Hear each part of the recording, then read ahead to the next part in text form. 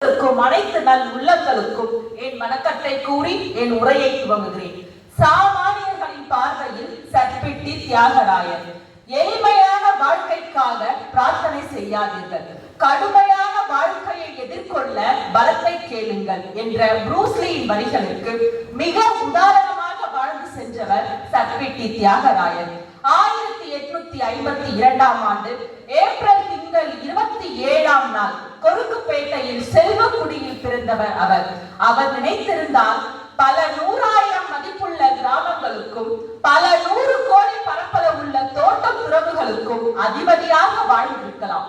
ஆனால் அனைத்தையும் துறந்து அடித்தட்டு மக்களின் அடிப்படை உரிமைகளுக்காகவும் அவர்களின் உணர்ச்சிகளுக்காகவும் குரல் கொடுத்த மாபெரும் தலைவர் சர்பிட்டி தியாகராயர். ஒரு சாமானிய பெண்ணாக நான் அவருடைய வாழ்க்கையை அடிப்படை தேவையில் இருந்து பார்க்கிறேன். ஒரு மனிதனின் அடிப்படை தேவை உணவு, உடை, இருப்பிடம் மற்றும் கல்வி. உணவுக்காக அவர் செய்த தொண்டுகள் ஏராளம். காக்கை கரவா கரைந்துண்ணும் ஆக்கமும் அன்னநீர் ஆக்கே உல என்கிறான் ஐயன் வள்ளுவன். இதன் பொருள், ஒரு காகம் எவ்வாறு உணவு எடுத்து வந்தால் தன் சுற்றத்தாரையும் கூடி அழைத்து உணவு கொடுக்கிறதோ அதை போலத்தான் சர்பிட்டி தியாகராயரும் அவருடைய குடும்பமும் இருந்தனர். அதற்கு உதாரணமாக 1876ஆம் ஆண்டு சென்னையில் ஒரு பஞ்சம் ஏற்பட்டது. அதனை அச்சய வருட பஞ்சம் என்று அழைத்தனர்.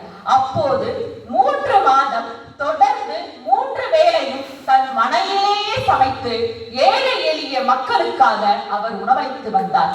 அது மட்டுமா, 1921ஆம் ஆண்டு சென்னை பக்கிங்காம் கர்நாடிக் நெசவு தொழிலாளர்கள் வேலை நிறுத்த போராட்டத்தின் பொழுது அவர்களின் பசியை போக்கினார்.